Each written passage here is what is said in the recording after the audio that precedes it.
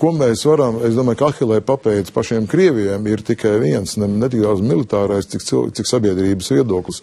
Krievs Putins, manuprāt, ar savu šo tautas, teiksim, apmuļķošanu pats sev nedaudz iedzinis vietā tādā vieglā stūrī. Viņš gan mācēs iziet, bet tomēr tas stūrs ir, un proti, jo viņš saka vienkārši operāciju, katru dienu mēs pa ciematam atbrīvojam, var cikot nepārtraukt uzbrūkam, bet pierādījumu nav. Un ja tagad rietumi iedotu šī slēptajos protokolos pat tuvās vidējās darbības raķetes, kad spētu ietekmēt Krievijas militārās spējas Krievijas vidienē, kad cilvēku visos pilsētos un ciematiņos, kur dislocēts Krievijas vienības vai lielās noliktavas vai lidlauki, redzēts sprākstam un ejam bojā karavīrus, ja, šīs sabiedrības tāda, un tas prasīs mobilizāciju, un tas ir tas Ahilē papēdis, patiesībā mobilizācija, tā visa rezultātā.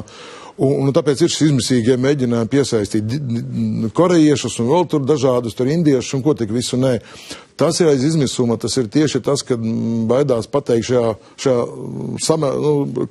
tādā konstrukcijā, dīvainā konstrukcijā, radītajā ideoloģiskā konstrukcijā pateikt, ne, mums tomēr neiet tik labi, ka mums vajag mobilizēt jūs visus. Jo līdz šim upuri ciematiņos, kas paskatos arī, kur Krievu paredz, apmēram tā varētu, apmēram tā skanēja tā doma, nu jā, viņš bija brīvprātīgais, nu saprotams, karavīram tās liktenis, viņš pats par naudu gāja, sabiedrība pieņem to upuri arī šādā veidā, pat svešu upuri, jo viņš tomēr bija, nu viņš izvēlējās savu likteni pats, jā.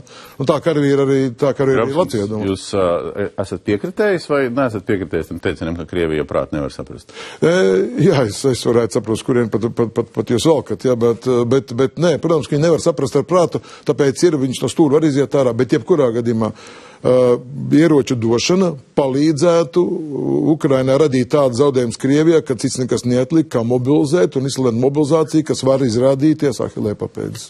Tā īsumā sakonstruēt to.